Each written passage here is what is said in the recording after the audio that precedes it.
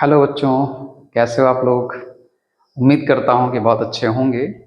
और जो सॉल्यूशन का चैप्टर हमने आपको पढ़ाया है उसका स्टडी भी आप लोगों ने कर लिया होगा अच्छे से।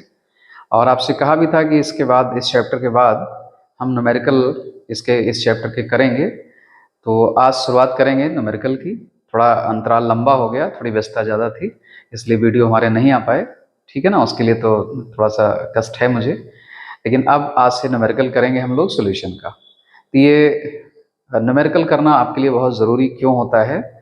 क्योंकि जो आप थ्योरी में तमाम फार्मूले पढ़ते हैं, अगर उनको ऐसे एज इट इज़ रहने दिया जाए, उनका कुछ अप्लाई ना हो, तो वो समय के साथ भूलते चले जाते हैं और बार बार आप रिवाइज करेंगे तब भी वो स्टेबल नहीं होते, आपके माइंड में रिटेन नहीं रहते हैं। तो अगर आप क्वेश्चंस को सॉरी अगर आप फार्मूले वगैरह जो डिराइव करते हैं, जो आप मेमोराइज करते हैं, उसके बदले आप 10 क्वेश्चन लगा लीजिए। तो मुझको जो मेरा एक्सपीरियंस है वो यही है कि आपको ज़्यादा समय तक वो याद रहेंगे, और हो सकता है फॉरएवर हो जाए, हमेशा के लिए याद रहें, और बहुत ही कम रिवीजन की आपको आवश्यकता पड़े। तो एक तरह से आपको जो फार्मूले हैं ये सब जो आपने पढ़ रखा थ्योरी में, तो जब तक आप न्यूमेरिकल नहीं लगाते हैं तब तक वो बहुत कंठस्थ नहीं हो पाते हैं। और जब आप उनका यूज़ करके, फार्मूलों का यूज़ करके न्यूमेरिकल्स वगैरह जो अंकित प्रश्न आप लगाते हैं, तो एक तरह से आपको समझिए वो सोते हुए से जगा देते हैं। जो कुछ भूला होता है और जो उसमें कुछ बारीकियां होती हैं वो सब आपको निकल करके बाहर आती हैं, और आप और सीख पाते हैं उसके बारे में। ठीक है ना। तो चलिए स्टार्ट करते हैं न्यूमेरिकल। इसका पहला कुछ हमने इस चैप्टर में बताए भी थे, लेकिन अब फिर से जो आपका एनसीईआरटी का एक्सरसाइज है उसमें से पहला क्वेश्चन हमने बोर्ड पर लिख रखा है, उसको करेंगे। एक एनसीईआरटी का एक्सरसाइज, तो बहुत ही अच्छे न्यूमेरिकल्स हैं इसमें, और अगर इनको आप लगाते हैं तो बहुत सारे आपके जो व्यूज़ हैं वो और बढ़ेंगे, क्लियर होंगे कि कैसे कैसे इनको अप्लाई किया जा सकता है फार्मूलों को, और क्या क्वेश्चन में लिखा रहे तो हमको कैसे समझना है, ये सारी बातें क्लियर हो जाती हैं। तो एक तरह से संपूर्णता आती है चैप्टर में जब आप न्यूमेरिकल लगा लेते हैं। ठीक है ना। तो आपको बताया भी था कि 3 या 4 चैप्टर, 3 ही चैप्टर अब तो रह गए आपके सिलेबस में जिसमें न्यूमेरिकल टाइप के क्वेश्चंस हैं। ठीक है ना। बाकी और भी चैप्टर हैं उसमें रीजनिंग टाइप के होंगे, लेकिन इसमें जो आपका सोल्यूशन है, इलेक्ट्रोकेमिस्ट्री यानी विद्युत रसायन है, और रासायनिक बलगत, ये 3 चैप्टर प्योरली आपके हैं जो न्यूमेरिकल क्वेश्चन इसमें बनेंगे। ठीक है ना। तो चलिए स्टार्ट करते हैं पहला क्वेश्चन। और मान लीजिए आपके पास एनसीईआरटी की बुक नहीं है, तो भी आपके पास जो भी कोई प्राइवेट बुक होगी उसमें भी एनसीईआरटी के सॉल्यूशन भी आपको मिल जाते हैं। तो बहुत ज़्यादा अगर आप उसमें इन्वॉल्व होते हैं तो आप खुद से भी समझ सकते हैं, लेकिन यहाँ मैं भी करा दे रहा हूँ कि आप देख लेंगे कैसे कैसे क्या हम प्रोसेस बताते हैं, तो हो सकता है आपको उससे ज़्यादा बेनिफिट मिल जाए। ठीक ना। कुछ के पास नहीं भी होगा तो ये वीडियो उनके लिए और भी लाभदायक हो जाएगा कि कैसे हम सवाल लगाएंगे। ठीक है ना। तो चलिए हम क्वेश्चन पढ़ते हैं, फिर उसका मीनिंग निकालते हैं, और कैसे न्यूमेरिकल्स आप सॉल्व करेंगे वो देखिए, समझिए और सीखिए। ठीक है ना। ओके। तो ये है पहला क्वेश्चन। इसमें लिखा है, प्रयोगशाला कार्य के लिए प्रयोग में लाया जाने वाला सांद्र नाइट्रिक अम्ल द्रव्यमान की दृष्टि से HNO3 का 68% जलीय विलयन है। यहाँ पर जो क्वेश्चन दिया है उसमें HNO3 नहीं लिखा है, नाइट्रिक एसिड ही लिखा है। आपको फार्मूला आना भी चाहिए, तो मैंने यहाँ लिख दिया है, थोड़ा सा आपको सरलता होगी। ये यदि इस विलयन का घनत्व 1.504 ग्राम प्रति मिलीलीटर हो तो अम्ल के इस नमूने की मोलरता क्या होगी। तो यहाँ पर अम्ल के इस नमूने का मतलब जो अम्ल का विलयन है उसी की बात हो रही है। तो कभी कभी इस तरह के शब्द लिखे होते हैं जो आपको समझने में थोड़ी सी कठिनाई होती है, तो मैं उसी को एक्सप्लेन कर रहा हूँ। और चीज़ यहाँ पर एक ध्यान देने वाली बात है कि ये जो है सांद्र नाइट्रिक अम्ल का द्रव्यमान की दृष्टि से, तो द्रव्यमान की दृष्टि से का क्या मीनिंग निकालोगे आप, कि सपोज करिए आपके पास ये विलयन है, यहाँ पर ये विलयन रखा हुआ है, किसका है ये, नाइट्रिक अम्ल का जलीय विलयन। तो इसी को कहा गया है इस नमूने की, तो ये विलयन की बात हो रही है, ये 68%। अब द्रव्यमान की दृष्टि से मतलब होता है कि W/W, जो सिंबल आपको सिखाए हैं उसका मीनिंग ये है, द्रव्यमान की दृष्टि से लिखा हो, आयतन की दृष्टि से लिखा हो तो आप V/V समझ जाएंगे और आप एक्सप्लेन कर सकते हैं, आपको बताया है हमने। ठीक ना। तो ये 68% W/W सोल्यूशन है, किसका है, HNO3 का है, ठीक ना। और इसमें आपको घनत्व भी दिया है इसका, इस विलयन का घनत्व जो दिया है वो ये है 1.504 ग्राम पर ml। तो आपको करना क्या होता है कि जैसे आपको पता है क्या निकालना है, मोलरता। तो मोलरता निकालने के लिए आप फार्मूला उसको माइंड में सोचिए, क्या फार्मूला था या लिख लीजिए, और उसमें देखिए कि क्या क्या चीजें हमको गिवन है और क्या क्या चीजें हमको भी निकालनी पड़ेंगी, तब हम मोलरता निकाल पाएंगे। तो चलिए इसमें से हम ड्राउट करते हैं कि क्या क्या हमको गिवन है। तो ये 68% HNO3 का सोल्यूशन है W/W। इसका मीनिंग आपको समझाया था हमने। इसका मीनिंग होगा कि 68 ग्राम HNO3 घुला हुआ है या उपस्थित है 100 ग्राम विलेन में। तो हमको दो चीजें मिल गई, एक तो हमको मिल गया HNO3 का द्रव्यमान, ये मिल गया, और ये है कितना, HNO3 का द्रव्यमान 68 ग्राम। आप इसको सिंबल के फॉर्म में भी नोट कर सकते हैं, सिंबल भी बताया है, चूंकि ये सोल्यूट है तो इसको आप स्मॉल w सिंबल दे सकते हैं। और फिर इसके बाद विलेन का कुल द्रव्यमान कितना है वो आपको मिला हुआ है। तो विलेन का द्रव्यमान कितना हो गया, चूंकि 68 ग्राम प्रेजेंट है 100 ग्राम में, ये मीनिंग होता है इसका, तो यहां पर 100 ग्राम आ गया। तो दो चीजें आपको मिल गई, ठीक ना। अब आपको निकालनी है मोलरता। तो मोलरता का अगर हम फार्मूला लिखें m इक्वल टू क्या होता है, small w upon small m into 1000 upon capital W, sorry capital W नहीं, कैपिटल V, यानी विलयन का आयतन, ये चाहिए होता है। लेकिन हमको क्या दिया है, विलयन का द्रव्यमान दिया है, हमको चाहिए क्या, विलयन का आयतन नहीं पता है। स्मॉल w यानी विलेय पदार्थ का भार या द्रव्यमान वो दिया गया है, और HNO3 का मोलर द्रव्यमान आपको निकालना पड़ेगा फार्मूले से। इसीलिए मैंने कहा था फार्मूला आपको आना चाहिए कि नाइट्रिक अम्ल का जो फार्मूला होता है, सूत्र होता है, वो HNO3 होता है, ठीक है ना। तो अब इसमें हमको दो रिक्वायरमेंट है, एक तो हमको फार्मूले से मिल जाएगी यानी मोलर द्रव्यमान HNO3 का, तो इसको भी हम निकाल सकते हैं बहुत आसानी से, यहाँ निकाल देते हैं, इसका वैल्यू पुटअप कर देंगे।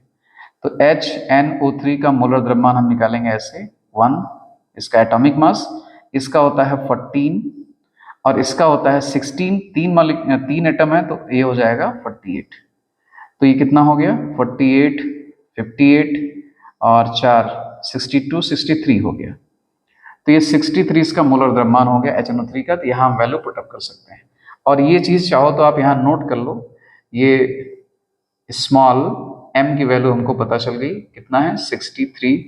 आप इसको लिख सकते हो ग्राम पर मोल, चूंकि मोलर द्रव्यमान होता है तो ऐसे भी लिखा जा सकता है सही में, ठीक ना। तो तीन वैल्यूज हमारे पास हैं, ये हमारा फार्मूला है जिसको हमको अप्लाई करना है मोलरता निकालने के लिए। और इस फार्मूले में भी हमको आयतन नहीं पता है, तो आयतन हम कहाँ से निकालेंगे, यहाँ से। हमको इस क्वेश्चन में घनत्व दिया है, तो हमारे पास एक फार्मूला होता है कि घनत्व यानी small d is equal to द्रव्यमान बटे आयतन। और हमको चाहिए क्या, आयतन। तो आयतन यानी V इज इक्वल टू क्या हो जाएगा, द्रव्यमान बटे घनत्व हो जाएगा, द्रव्यमान बटे घनत्व, ये हो गया। तो इसकी वैल्यू दी गई है द्रव्यमान, तो जो विलयन का द्रव्यमान है वो कितना है, 100 ग्राम है, और घनत्व कितना है 1.504। ये ग्राम कैंसिल, यानी ml पर ml ऊपर चला जाएगा तो ml में आपका आंसर आ जाएगा। तो ये हो गया 100/1.504 ml। तो चलिए इसको हम यहीं पर ऐसे रहने देते हैं, ml ये आ गया। यानी ये क्या चीज हो गया, विलयन का आयतन। कंफ्यूजन होता है बच्चों को थोड़ा सा, तो आप बिल्कुल क्लियर रहिए कि जब हमको विलयन का द्रव्यमान पता है और विलयन का घनत्व पता है तो आयतन किसका निकलेगा, विलयन का ही निकलेगा, विलायक का नहीं। ये कभी कभी कंफ्यूजन हो जाता है। तो ये आयतन का वैल्यू मिल गया हमको। अब क्या करेंगे, आप देखिए सीक्वेंस में ही लगाते जाइएगा ऐसे नीचे, मैं यहाँ पर साइड में कर दे रहा हूँ।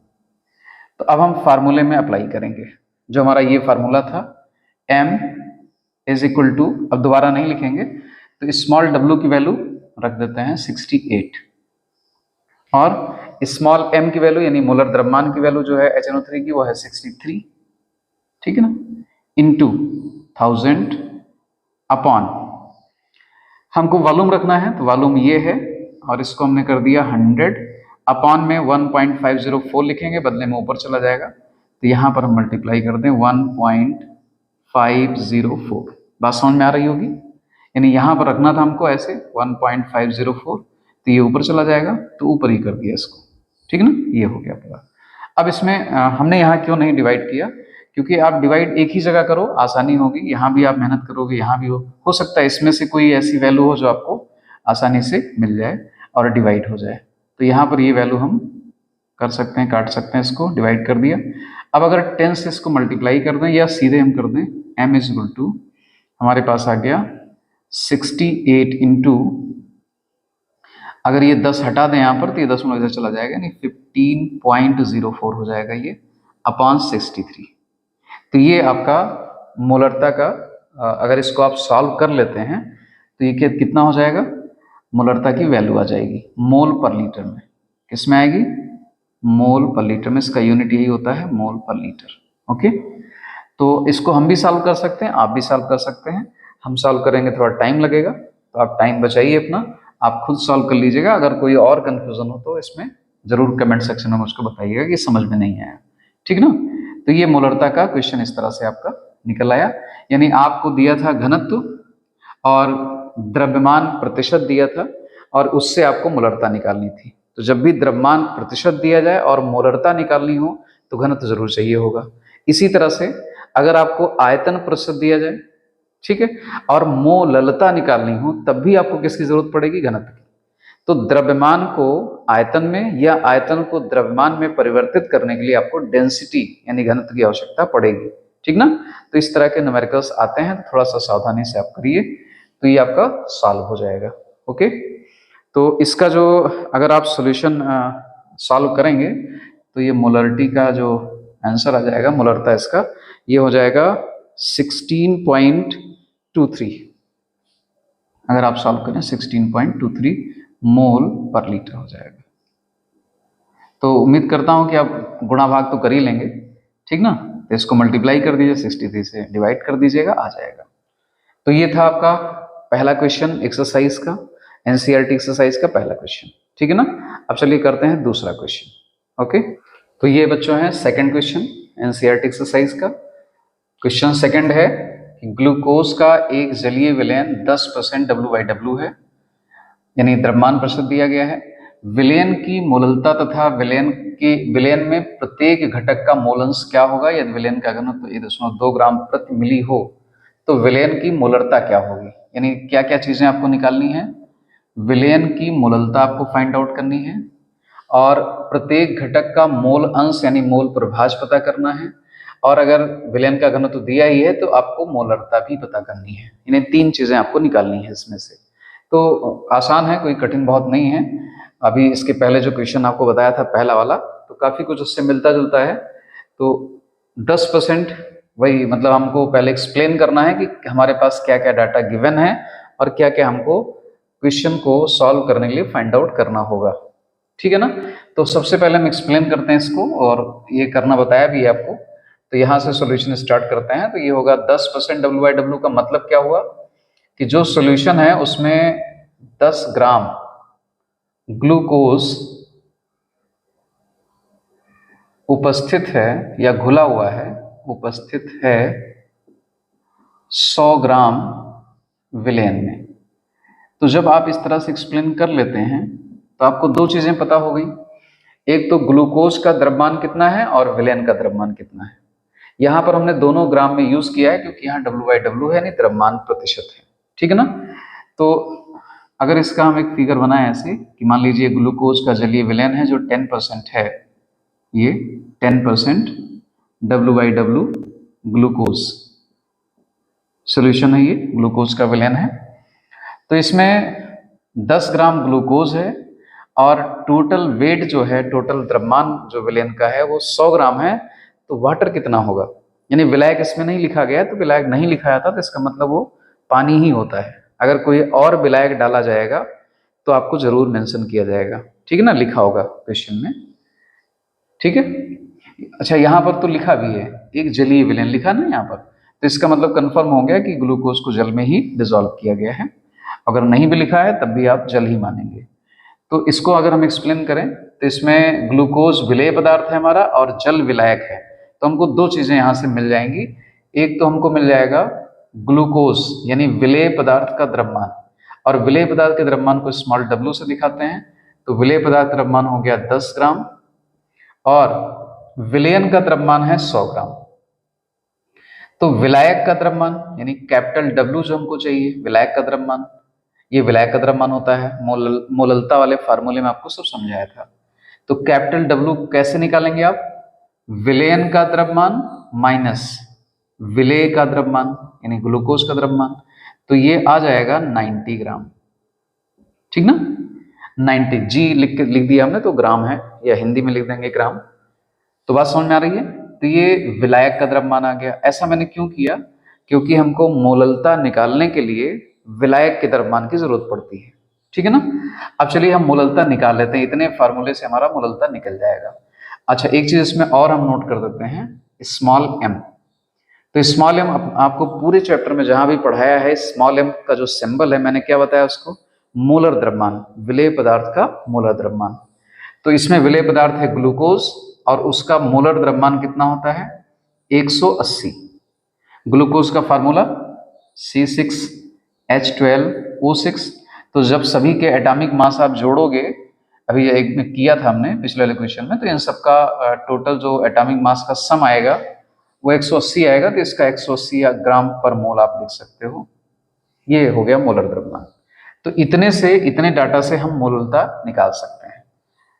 तो देखिए मोललता का फार्मूला मैंने कोई सिंबल नहीं दिया था आप लोगों को, इसको लिख देते हैं सीधे। तो ये फार्मूला आपको बताया होगा हमने, small m into 1000 upon capital W। तो आपको करना क्या है, केवल वैल्यू पुटअप करनी है, आ जाएगा ये। स्मॉल w की वैल्यू 10 ग्राम यानी विलेय पदार्थ का द्रव्यमान, और 180 हो गया ये, इंटू 1000 अपॉन कैपिटल W की वैल्यू कितनी है 90 ग्राम, ठीक ना। ये कैपिटल W हो गया। इसको आप सॉल्व कर लीजिए। तो ये एक 0 से 0 यहाँ कैंसिल हो गया, यहाँ से यहाँ कैंसिल हो गया। अब इसको आप चाहे तो 2 से डिवाइड कर लीजिए, 2 9 जा एंड 2 50 हो जाएगा ये।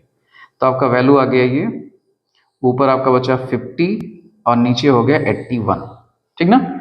अब 81 से इसको डिवाइड कर लीजिए तो मोललता की वैल्यू आ जाएगी, और उसके आप आगे लिख सकते हैं मोलल। तो मेरे ख्याल से इसको हम सॉल्व नहीं करते हैं पूरा, आप लोग कर लेंगे मोलल, इसको आप सॉल्व कर लीजिएगा। तो इस तरह से आपने क्या निकाल लिया, मोललता, ठीक ना। ये मोललता आपकी आ गई। इसको आप सॉल्व करके जो भी दशमलव में आएगा आप उसको लिख लीजिएगा, ठीक ना, 0 पॉइंट समथिंग आएगा। अब नेक्स्ट आपका क्वेश्चन है, फिर से वही क्या है कि इसी सॉल्यूशन की मोलरता भी निकालनी है। तो मोलरता निकालने के लिए आपको बताया था कि चूंकि मोलरता में हमको चाहिए होता है विलयन का विलयन का आयतन, और यहाँ पर गिवन है क्या चीज, विलयन का द्रव्यमान। तो डेंसिटी चाहिए होगी, तो बिल्कुल चाहिए होगी, और क्वेश्चन में है भी 1.2 ग्राम पर ml। तो हम क्या करेंगे, पहले आयतन वाला फार्मूला लिख लेंगे, अभी आपको बताया भी था हमने। तो आयतन यानी V इज इक्वल टू क्या होता है, द्रव्यमान बटे घनत्व, ये वाला फार्मूला लिख लिया हमने। और इससे हम निकाल लेंगे आयतन। किसका आयतन निकलेगा, विलयन का, क्योंकि हम विलयन का द्रव्यमान लिखेंगे, विलयन का घनत्व लिखेंगे, तो आयतन भी विलयन का आएगा। तो विलयन का द्रव्यमान कितना है 100 ग्राम। कहाँ से पता चला, ये जो परसेंटेज दिया है ना, इसको एक्सप्लेन किया था अभी हमने, ये लिखा हुआ देखिए कि 10 ग्राम ग्लूकोज उपस्थित है 100 ग्राम विलयन में, यानी विलयन का जो द्रव्यमान है वो 100 ग्राम है।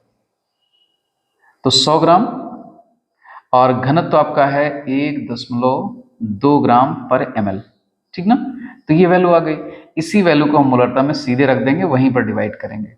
तो अब चलिए मोलरता का फार्मूला लिखते हैं। तो मोलरता इज इक्वल टू होता है वही formula, small w upon small m into 1000 upon capital V। तो इतना अंतर होता है मोललता और मोलरता में। यहाँ कैपिटल W होता है मोललता में, और यहाँ मोलरता में कैपिटल V होता है। तो m इज इक्वल टू आ जाएगा, स्मॉल w की वैल्यू वही रखी जाएगी, ग्लूकोज का विलयन है तो 10 ग्राम मोलर मास वही रहेगा इंटू 1000 अपॉन ये 100 अपान 1.2 हो जाएगा। तो 100 अपान 1.2, 1.2 ऊपर चला जाएगा, ठीक ना। तो यहाँ से देखिए 1 2 2, यहाँ से एक 0 कैंसिल, तो ऊपर क्या बचा, m इक्वल टू हो गया, इसको 10 से आप चाहे मल्टीप्लाई कर दो या फिर इसको भी हटा करके 10 इसका दशमलव हटा दो, तो ये आपका आ जाएगा, ऊपर बचेगा आपका 12 अपॉन नीचे बचेगा 18, ये आ जाएगा, बहुत आसानी से कट जाएगा। 3 4 जा और 3 6 जा, और फिर 2 से भी आप डिवाइड कर सकते हैं, 2 2 जा एंड 2 3 जा, तो आपकी मोलरिटी आ गई 2/3 मोल पर लीटर। आप इसको और भी सॉल्व कर सकते हैं, दशमलव में भी निकाल सकते हैं। तो 3 दशमलव बढ़ाओगे तो 0 आ जाएगा यहाँ पर, और 6 टाइम जाएगा तो 6 6 आता ही रहेगा, तो ये हो जाएगा मोलरता इसकी 0.666 या 67 छोड़ दीजिए बाद में, मोल पर लीटर हो जाएगी। तो उम्मीद करता हूँ कि पूरी बात समझ में आपको आई होगी। इस तरह से हमने मोलरता निकाली। तो 2 क्वेश्चन से काफ़ी कुछ क्लियर हुआ होगा कि हमको क्या वैल्यू गिवन हो तो क्या आपको निकालना है, ठीक है ना। तो अब इसमें और क्या रह गया है, तीसरा इसमें एक था मोल अंश निकालना है। तो विलयन में लिखा है प्रत्येक घटक का मोल अंश निकालो, तो प्रत्येक घटक में यहाँ 2 ही घटक हैं विलयन में, एक तो ग्लूकोज है, दूसरा जल है, ठीक ना। अब मोल अंश का फार्मूला भी आपको याद होगा, आप उसका यूज करिए और निकाल लीजिए। देखिए कैसे निकालते हैं मोल अंश। अब ये सब इरेज कर देते हैं, मिटा देते हैं। तो मोल अंश में ये भी हटा देते हैं। मोल फ्रैक्शन, मान लीजिए हमको मोल फ्रैक्शन निकालना है ग्लूकोज का, तो हमको चाहिए क्या, ग्लूकोज के मोल और वाटर के मोल यानी जल के मोल। तो पहला हम काम यही कर लें कि दोनों के मोल्स पहले निकाल लें। तो यहां पर लिख दें जल, ग्लूकोज पहले लिखते हैं, विलेय पदार्थ है ये, ग्लूकोज के मोल। तो ग्लूकोज के मोल का फार्मूला क्या है, निकालोगे कैसे आप, द्रव्यमान बटे मोलर द्रव्यमान, एक ही फार्मूला यही है, बताया भी था आपको। तो ग्लूकोज का द्रव्यमान है 10 और इसका मोलर द्रव्यमान होता है 180, ठीक ना। तो 1/18 कर सकते हो, 10/1/80 कर सकते हो, ये इसके मोल्स हो गए, ठीक है ना। और फिर इसको ऐसे रहने देते हैं और जल के मोल निकाल लेते हैं, जल के मोल। तो जल के मोल हो जाएंगे, जल का मोलर द्रव्यमान 18 होता है, लेकिन मास कितना है, ध्यान है आप लोगों को। तो जब इसको एक्सप्लेन किया था हमने तो कहा था कि 10 ग्राम ग्लूकोज मौजूद है 100 ग्राम विलयन में, ठीक ना। तो विलायक कितना हुआ, 90 ग्राम, निकाला भी था पीछे न्यूमेरिकल जो लगाया था अभी उसमें निकाला था, 90 ग्राम है। तो जल का जो द्रव्यमान है विलयन में वो 90 ग्राम है और इसका मोलर द्रव्यमान होता है 18। तो 18 से बहुत इजिली डिवाइड हो जाएगा और ये 5 जा हो जाएगा, तो यहाँ पर 5 आ जाएगा, यानी इसके मोल्स कितने हो गए 5, ठीक है ना। तो जल के मोल 5 हो गए, ग्लूकोज के इतने हैं। 1/80 भी कर सकते हो आप इसको, 18 कैंसिल आउट हो गया ना, तो ये हो जाएगा 1/18। ओके, अब किसके मोल्स आपको निकालने हैं, एक काम और कर सकते हैं, क्योंकि टोटल मोल्स की भी हमको जरूरत पड़ेगी, तो यहां पर हम लिख लेते हैं विलयन में कुल मोल, विलयन में कुल मोल। कुल मोल कौन से हो जाएंगे, ग्लूकोज के मोल प्लस जल के मोल, तो ये हो जाएगा 1/18 + 5, ठीक ना। तो ये कितना हो जाएगा 1 + 90/80, तो ये हो जाएगा 91/18, ये टोटल मोल्स हो गए। अब हम निकालते हैं मोल प्रभाज। तो मोल प्रभाज किसका, ग्लूकोज का। तो इसका फार्मूला आपको याद होगा, ग्लूकोज यानी जिसका मोल प्रभाज निकालना हो उसके मोल्स ऊपर और टोटल मोल्स नीचे। तो ग्लूकोज का मोल प्रभाज हम निकालने जा रहे हैं, तो ग्लूकोज के मोल्स कितने हैं 1/18 है, 1/18, और टोटल मोल्स कितने हैं 91/18। तो क्या होगा, ये कैंसिल आउट हो जाएगा। देखिए ऐसे कर सकते हैं इसको, 1/18 × 18/91, तो कैंसिल आउट हो गया। 1/91 बच गया। तो इसका मतलब ग्लूकोज के मोल फ्रैक्शन, ग्लूकोज का जो मोल प्रभाज है वो 1 कितना हो गया, 91 हो गया। ओके, अब आपके पास दो तरीके हैं। एक फार्मूला बताया था कि विलेय का मोल प्रभाज प्लस ब्लैक का मोल प्रभाज इज इक्वल टू 1 होता है। तो अगर एक का आपने निकाल लिया है तो इसको 1 में से माइनस करके भी निकाल सकते हैं, और नहीं तो ऐसे जैसे मैंने किया है ऐसे भी निकाल सकते हैं। तो चलिए हम ऐसे निकालते हैं। जल का मोल प्रभाज कितना हो जाएगा, तो जल के मोल अपान टोटल मोल्स। तो जल के मोल्स कितने हैं, 5। कुल मोल कितने हैं, 91/18, 91/18, तो 18 ऊपर पहुंच जाएगा। तो ये हो जाएगा 90/91, ठीक ना। ये मोल्स हो गए। आप चाहो तो ऐसे रख दो, और चाहे तो इसको आप दशमलव में डिवाइड करके दशमलव में ले आओ, ठीक ना। तो दोनों तरीके से आपके आंसर सही होंगे। तो ये हो गया ग्लूकोज का मोल प्रभाज, यानी पहला आंसर ये हो गया, और जल का मोल प्रभाज इतना आ गया। तो इस तरह से आपका दो पूरा न्यूमेरिकल हो गया। इसमें तीन चीजें आपको फाइंड आउट करनी थी। एक था मोललता, दूसरा था प्रत्येक घटक का मोल अंश, और तीसरा था आपका मोल प्रभाज, सॉरी मोलरता। तो तीनों आपका क्वेश्चन हो गया। इस तरह से आप इसको लगाएंगे, ठीक है ना। तो अब इसके बाद अगला क्वेश्चन जो थर्ड वाला होगा, तो अब उसको लिखते हैं, फिर बताते हैं आपको थर्ड वाला क्वेश्चन, ठीक है ना। ओके, अब ये क्वेश्चन नंबर है एनसीईआरटी एक्सरसाइज का तीसरा क्वेश्चन है। तो मेनली हम न्यूमेरिकल क्वेश्चन ही डिस्कस कर रहे हैं आप लोगों से, तो नंबर इसके अलग हो सकते हैं। वैसे तो ये 6 नंबर पे जाएगा जो एक्सरसाइज आप खोलेंगे तो, लेकिन न्यूमेरिकल में ये तीसरा नंबर है, ठीक है ना। तो इस क्वेश्चन में देखिए क्या है, 0.1 m HCl के कितने मिलीलीटर, मिली मतलब मिलीलीटर से है, कितने मिलीलीटर, ये आपको फाइंड करना है।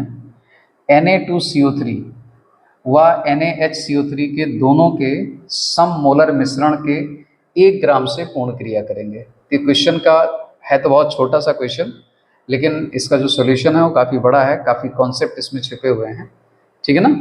तो देखिए वास्तव में समझा दूँ आपको क्या है वो क्वेश्चन। जैसे मान लीजिए ये है आपका एक वेसल, और इसमें ये दोनों चीज़ें रखी हुई हैं, क्या क्या, सोडियम कार्बोनेट और सोडियम बाइकार्बोनेट, ठीक ना। ये भरा हुआ है, इसको लिखे ना, बल्कि ऐसे कर देते हैं, ये मान लीजिए आपका इसमें रखा हुआ है, ठीक है। और ये आपके पास एक सॉल्यूशन है, ये सॉल्यूशन है किसका, HCl का, और इसकी जो कंसंट्रेशन है वो 0.1 m है, ठीक ना। और यहाँ पर आपका Na2CO3 प्लस NaHCO3 ये रखा हुआ है मिक्स करके, और मिक्स करके रखा हुआ है, और एक कंडीशन दी गई है कि इन दोनों का जो मिश्रण में मोल्स हैं वो सेम है, और ये टोटल अमाउंट जो यहाँ पर रखा है इन दोनों का वो 1 ग्राम है। कितना ग्राम है, 1 ग्राम है, और 1 ग्राम में दोनों के मोल सेम है, ये कंडीशन दी गई है। यहाँ पर लिखा है ना, दोनों के सम मोलर मिश्रण के, तो मोल सेम है। तो ये क्वेश्चन का है, और कहा जा रहा है कि जो ये सॉल्यूशन है HCl का, इसमें से कितना ml यानी कितना वॉल्यूम हम इसमें मिला दें कि ये HCl इससे इन दोनों से कंप्लीट रिएक्शन कर जाए। तो ये है क्वेश्चन का मीनिंग, ठीक ना। अब इसमें दो चीज़ें आपको जानना होगा। एक तो आपको ये आइडिया होना चाहिए कि Na2CO3 और NaHCO3 से HCl किस तरह से रिएक्शन करता है। तो आपको बता दें कि अगर कार्बोनेट है या बाइकार्बोनेट है, तो मैक्सिमम एसिड से एक ही तरह रिएक्शन करता है कि CO2 गैस लिबरेट होती है, वाटर बनता है और सॉल्ट बनता है। तो पहले हम इन दोनों का रिएक्शन देख लें, क्योंकि आपको जो प्रोसीड करना है वो रिएक्शन से ही करना पड़ेगा। जब तक आपको रिएक्शन नहीं आता है तब तक इसको अच्छे से आप नहीं कर पाएंगे, और वो भी बैलेंस केमिकल रिएक्शन लिखनी पड़ेगी। तो इसका जो एक आउटलाइन होगा कि क्या क्या आपको करना है, कैसे कैसे सोचना है, वो देखिए क्या सोचना है आपको। पहले जब आप इसका इक्वेशन लिखेंगे तो आपको पता चल जाएगा कि वास्तव में कंप्लीट रिएक्शन इससे करने के लिए HCl के कितने मोल चाहिए होंगे। तो आपको मोल्स मिल जाएंगे, ठीक ना। और इसके कंप्लीट रिएक्शन करने के लिए कितने मोल्स इसके चाहिए होंगे, तो आपको एक चीज़ और पता करना पड़ेगा कि जो 1 ग्राम है उसमें इसके वास्तव में कितने मोल्स हैं। तो आपको पहला काम क्या निकालना है, इनके मोल्स निकालने हैं, और फिर HCl के कितने मोल्स उससे रिएक्ट करेंगे ये पता लगाना है। तो जब ये पता लगा लेंगे तो HCl का टोटल मोल्स आपको मिल जाएगा, और जब मिल जाएगा तो आप लास्ट में मोलरिटी का फार्मूला अप्लाई करेंगे। मोलरिटी इक्वल टू क्या होता है, नंबर ऑफ मोल्स, यानी मोलों की संख्या बटे आयतन। इस वाले फार्मूले से आप क्या निकाल लेंगे, आयतन। यहाँ लिखा ना कितने मिली, तो मिलीलीटर में आयतन आएगा, तो कितने ml आयतन चाहिए होगा आपको, यहाँ से आपका लास्ट में निकलेगा। तो चलिए प्रोसीड करते हैं, मतलब शुरुआत करते हैं कैसे करेंगे इसको। देखिए सबसे पहले हम लिखते हैं, आपको इक्वेशन दिखा दें कि कैसे रिएक्शन होगी इसकी।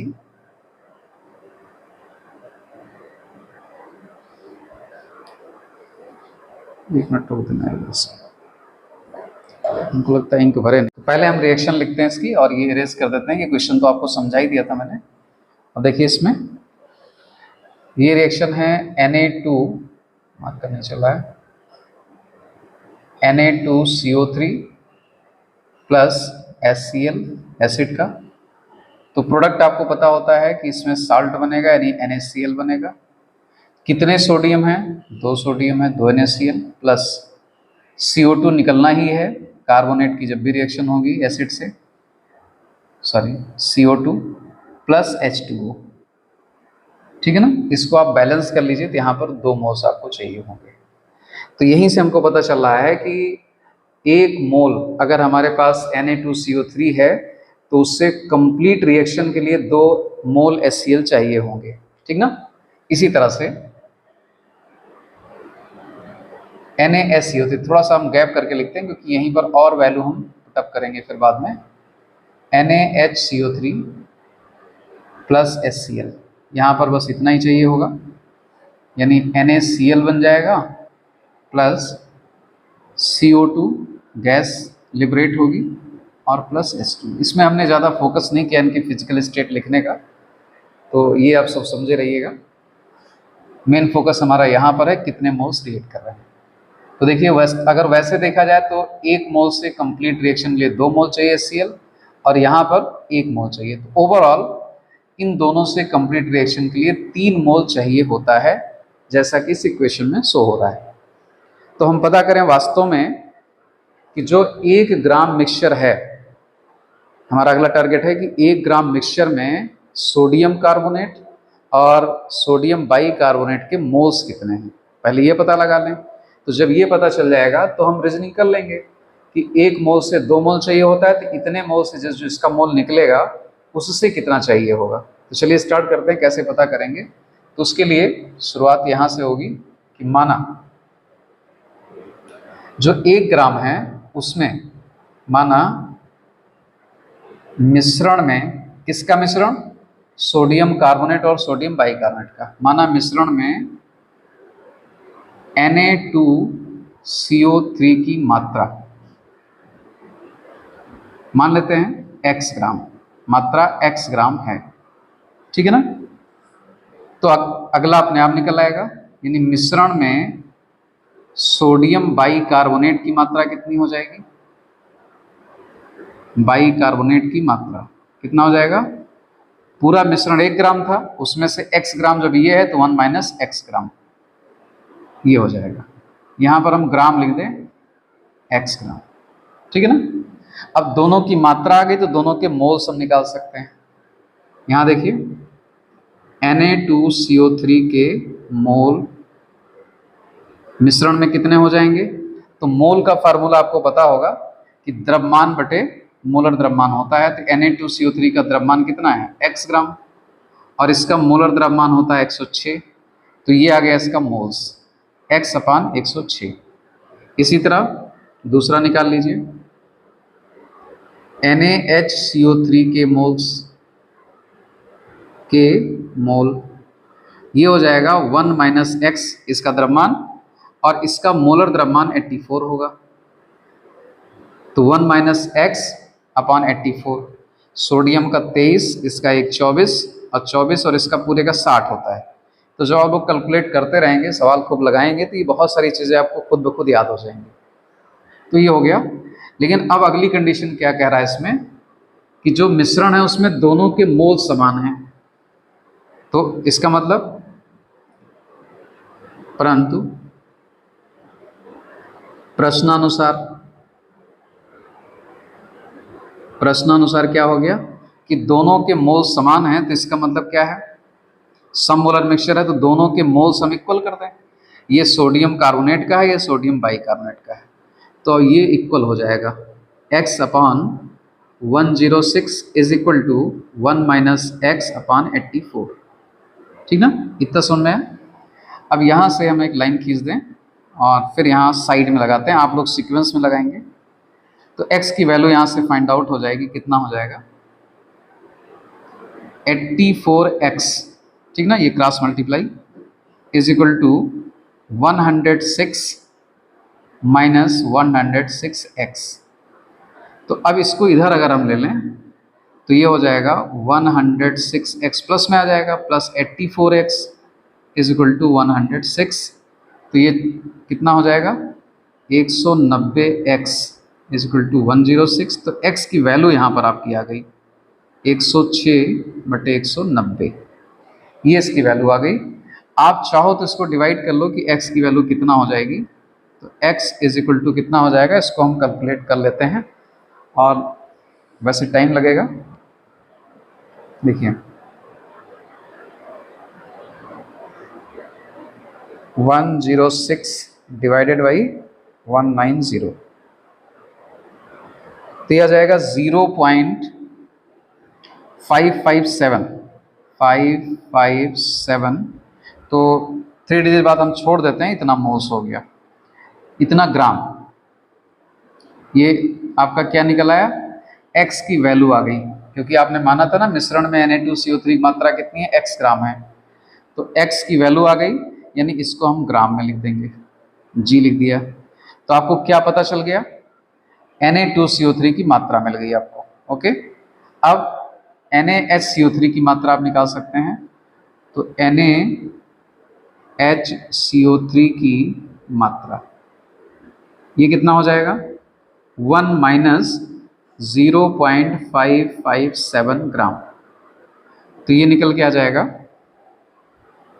माइनस, तो ये वैल्यू आ जाएगी माइनस करने पर 0.4421, आगे भी और जाता है तो इतना छोड़ देते हैं, इतना ग्राम आ गया। यानी दोनों के अमाउंट हमको अभी पता चल पाए हैं कि x की वैल्यू कितना हो गई और सॉरी सोडियम कार्बोनेट का अमाउंट कितना हो गया और इसका कितना हो गया। ठीक ना, ये पता चल गया अमाउंट से। अब हमारे पास दो तरीका है, चाहे तो हम अमाउंट से भी इसको निकाल सकते हैं और चाहे मोल से निकालें। तो मोल से निकालने में एक बार आपको और कैलकुलेट करना पड़ेगा, तो ये हम करते हैं इधर। अब इसमें से कुछ पोर्शन हम इरेज करना पड़ेगा, नहीं तो जगह नहीं बच रही इसमें। देखिए फिलहाल करते हैं आगे। तो अब यहाँ पर हम निकाल लेते हैं Na2CO3 के मोल। तो अब एक्चुअल हमको इसका अमाउंट पता चल चुका है, x ग्राम है ना यहाँ पर, तो x की वैल्यू इतना आ गई है, तो यह आ जाएगा 0.557 ग्राम मोलर द्रव्यमान, और कितने से डिवाइड करना पड़ेगा 106 से, 106 से डिवाइड कर दिया इसको, तो ये वैल्यू आ जाएगी आपकी 0.557 डिवाइडेड बाई 106, यह आ जाएगा 0.00525, 0.00525, बस इतना हम ले लेते हैं 3 डिजिट तक। ये मोल्स आ गए। ऐसे ही आप इसके मोल्स निकाल लीजिए, NaHCO3 के मोल ये निकाल लेते हैं, तो ये कितना हो जाएगा, इसके लिए डिवाइड करना पड़ेगा आपको 0.442 डिवाइडेड बाई 84,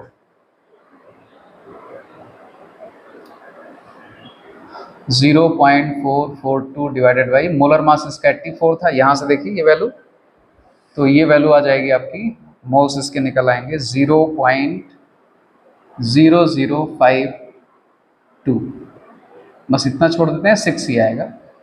तो ये हो गया, ऑलमोस्ट मोल्स सेम ही आने थे दोनों के, तो वही है लगभग 5252, अगर 2 डिजिट तक ले लें तो दोनों सेम ही आ रहा है। ठीक ना, ये दोनों के मोल्स निकल आए। अब क्या करना है आपको, अब एक्चुअल रीजनिंग करनी है। कि इसके 1 मोल से इसके 2 मोल, तो इसके 1 मोल से इसका 1 मोल, तो वैसे वहाँ से कंपेयर करना पड़ेगा आपको। करके दिखाते हैं आपको यहाँ पर। यहाँ से थोड़ा बड़ा कर दें, स्पेस ले लेते हैं। सीक्वेंस आप लोग ध्यान रखेंगे कैसे कैसे हमने लगाया, आपकी वीडियो में तो रहेगा ही। तो यहाँ पर देखें, या हम यहाँ पर भी कर सकते हैं। चलिए यही करते हैं कि सिंस 1 मोल, चूंकि 1 मोल Na2CO3 के लिए आवश्यक HCl के मोल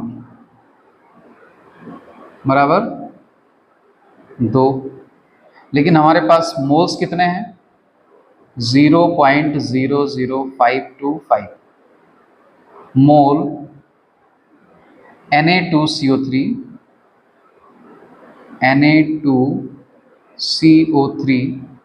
के लिए आवश्यक HCl के मोल ये इक्वल हो जाएगा किसके? 0.00525 मल्टीप्लाइड बाई 2, तो टोटल मोल्स आ जाएंगे ये 0.5010 इतना आ जाएगा। तो इतने मोल्स Na2CO3 से रिएक्ट करने के लिए इतना मोल HCl चाहिए होगा, तो ये अभी इसका निकल आया। और यहाँ पर देखिए 1 मोल से 1 मोल चाहिए, तो 0.052 से इसके कितने मोल चाहिए होंगे? इतने ही मोल चाहिए होंगे, 0.0052। तो सोडियम बाइकार्बोनेट से रिएक्ट करने के लिए इतने मोल्स चाहिए होंगे हमको फिर से। ओके, यहाँ पर देखिए 1 से 2 चाहिए था, तो इतने से करने के लिए 2 मोल्स आ गए हमारे पास। तो सीधा सा रिलेशन है, इतना मोल्स अगर है तो इतने मोल्स ही हमको क्या चाहिए होंगे? HCl चाहिए होंगे, ठीक ना। तो अब एक वैल्यू हम यहाँ से ले लेंगे, एक वैल्यू यहाँ से ले लेंगे, यानी HCl के कुल मोल कितने हो जाएंगे? कुल मोल ये हो गए 0.01050 प्लस ये वाला भी 0.0052 और 5 कर सकते हैं या छोड़ सकते हैं, 0 कर देते हैं, इतना 0.7510। तो ये आ गया वैल्यू।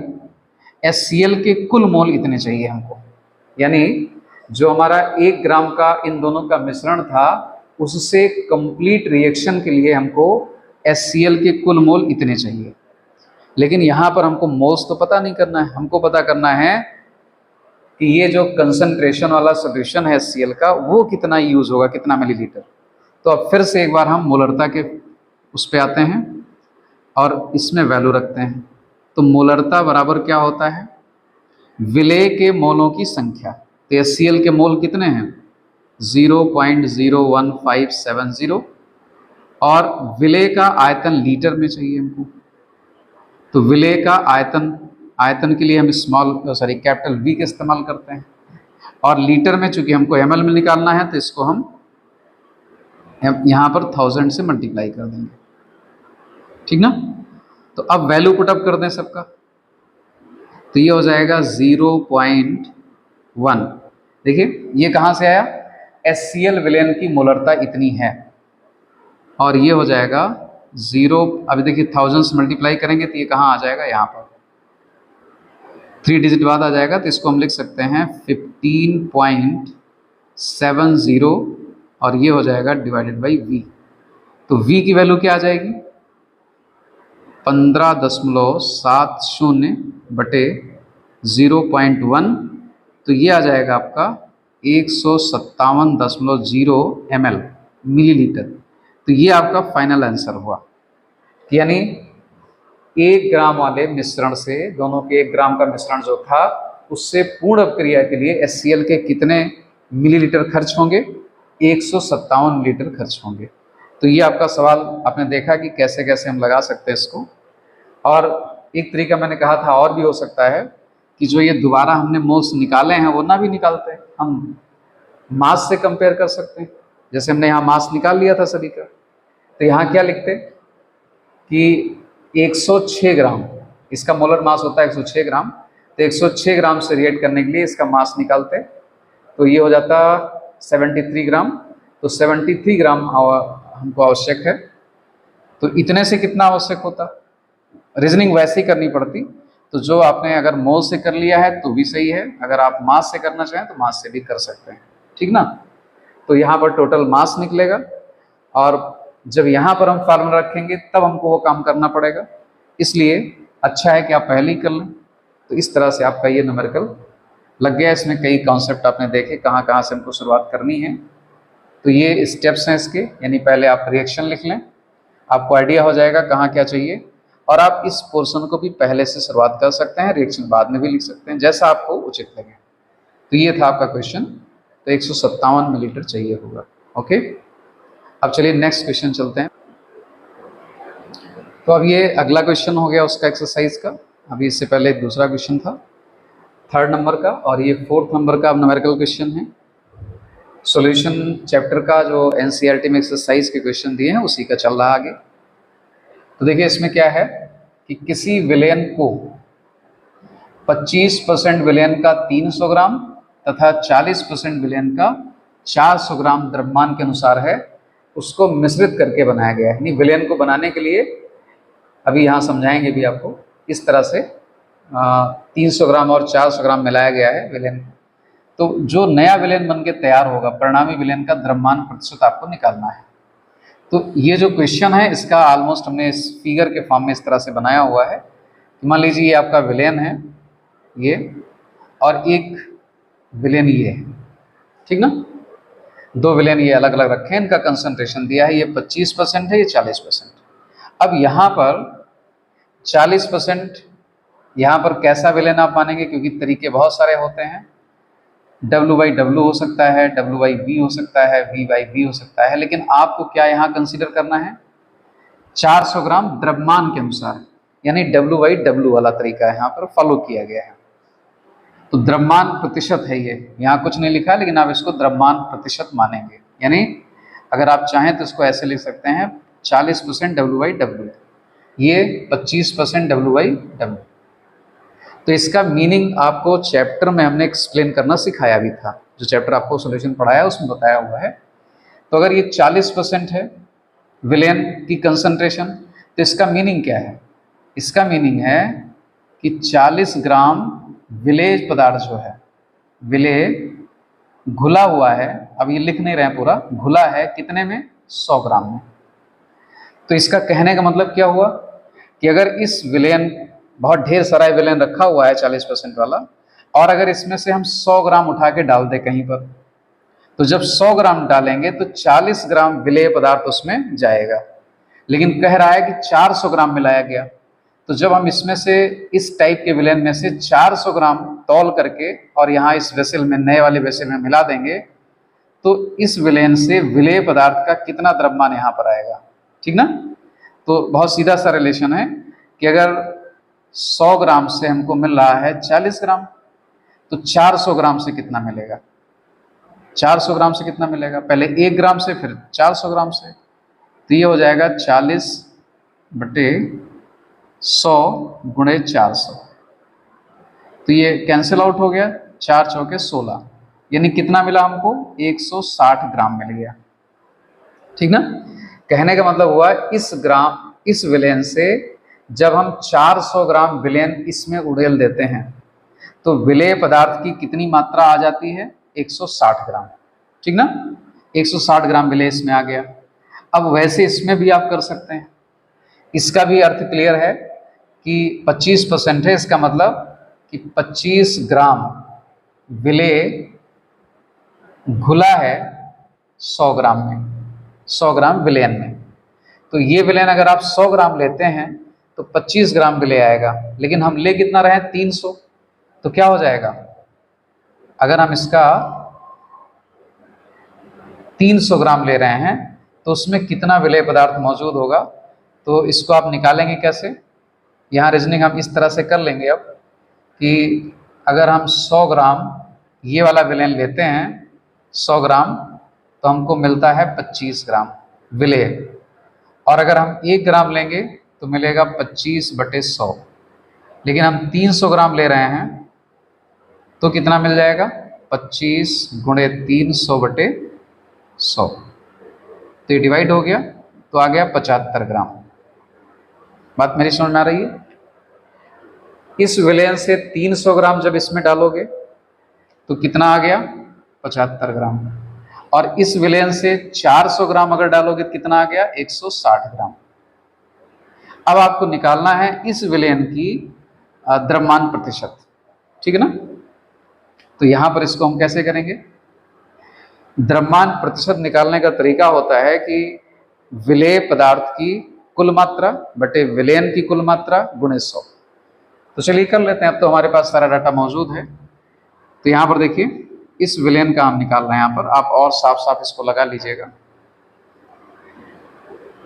विलेन में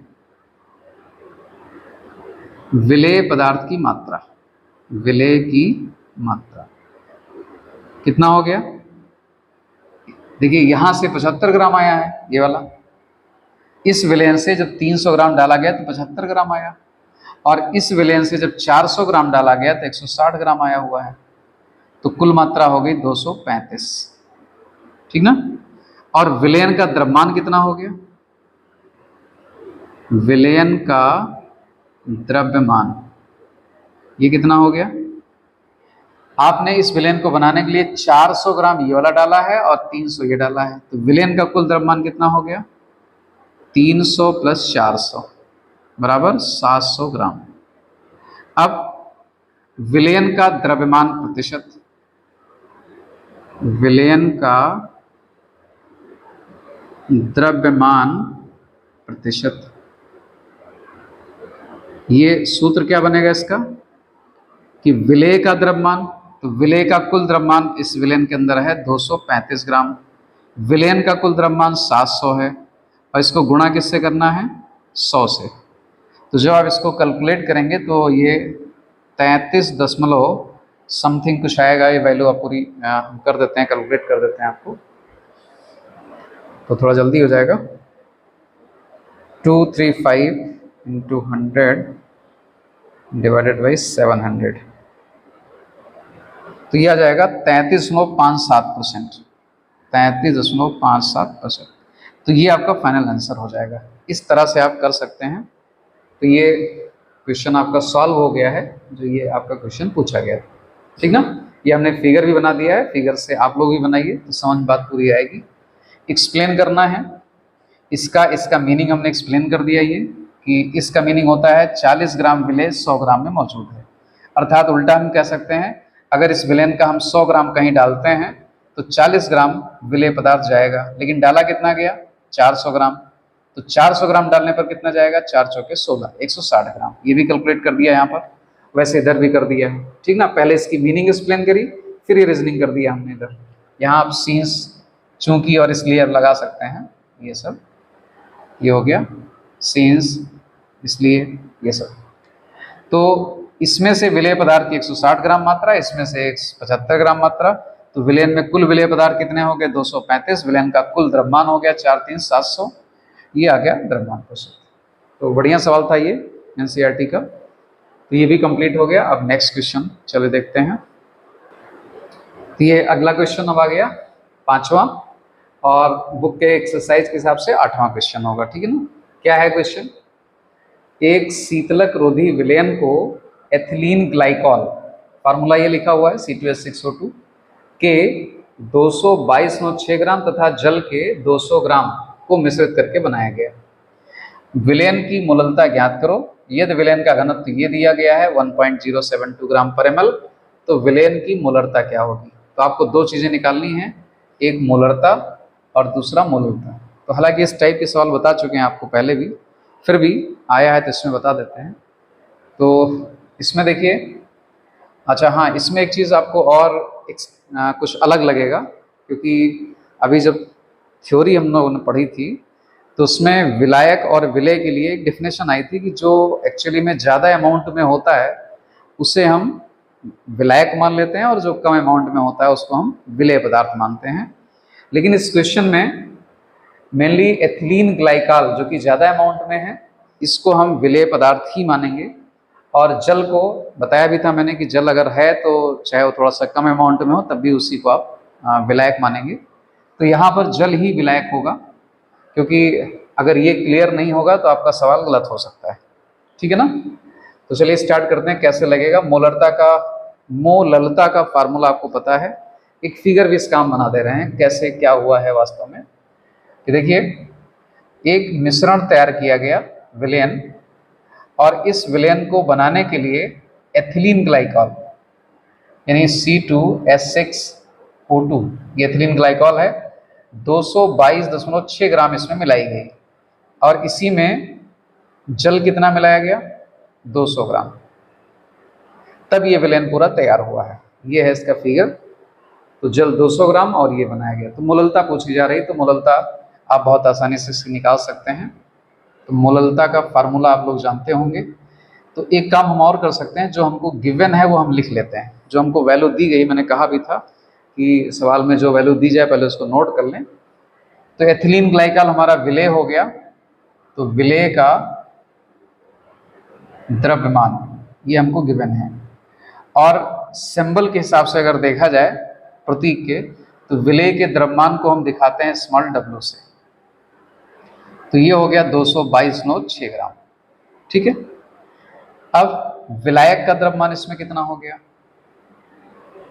विलायक हमारा है जल, तो विलायक का द्रव्यमान, और विलायक के द्रव्यमान को हम दिखाते हैं कैपिटल W से, वो है 200 ग्राम।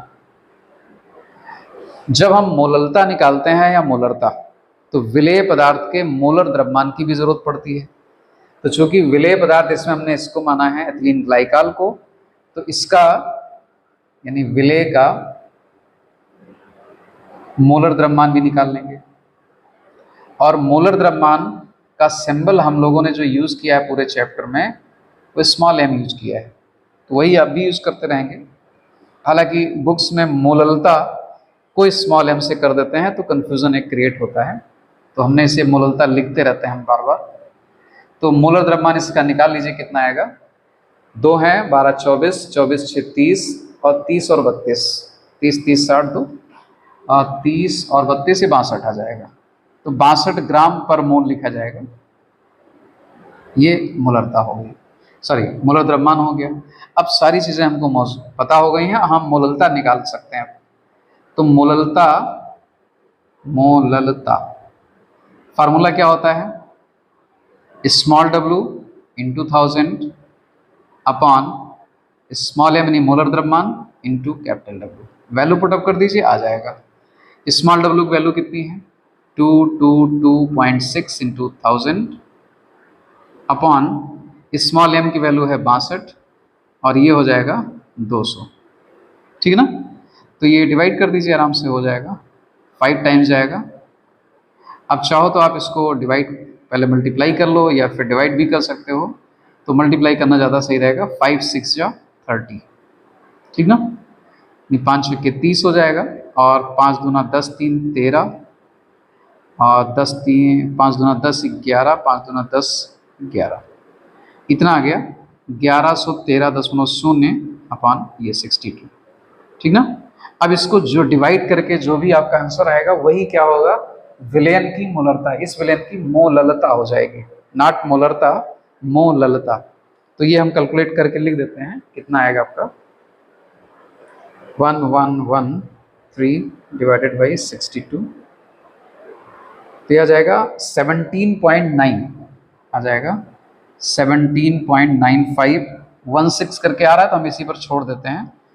तो अगर दशमलव के बाद थोड़ा सा डिजिट में अंतर आता है तो उसका एक रीज़न यही होता है कि हमने कैलकुलेशन में कुछ डिजिट छोड़ दी होंगी, दशमलव के 2 अंक के बाद की डिजिट छोड़ दी, तो थोड़ा बहुत अंतर आता है, अदरवाइज कोई अंतर नहीं आएगा अगर आप पूरा करोगे। ठीक है? तो ये आ गया इसका मोललता, इसको मोलल लिखा जाता है, तो आप मोलल लिख सकते हैं, ये हो गया। ठीक ना? तो एक पार्ट हम लोगों ने इसका सॉल्व कर लिया। मोलरता आपका आ गया। अब इसके बाद निकालना है हमको मोलरता। अभी फिर जरूरत पड़ेगी तो हम इसको लिए रहते हैं।